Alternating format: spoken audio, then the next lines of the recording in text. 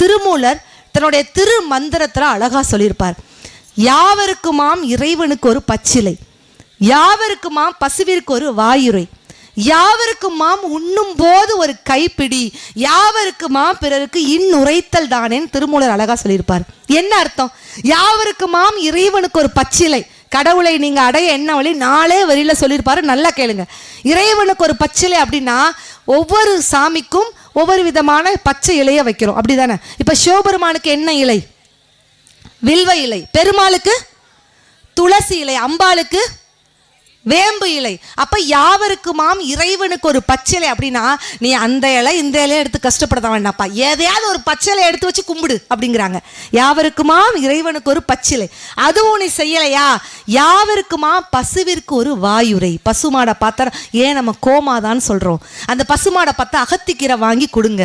அதுவும் நீ செய்யலையா, யாவருக்குமாம் இறைவனுக்கு ஒரு பச்சிலை, யாவருக்குமாம் பசுவிற்கு ஒரு வாயுரை, யாவருக்குமாம் உண்ணும் போது ஒரு கைப்பிடி எடுத்து வைங்கிறார். சாப்பிட்டுட்டே இருக்கோம், சாப்பிடும் பொழுது ஒரு கைப்பிடி எடுத்து தனியாக வை.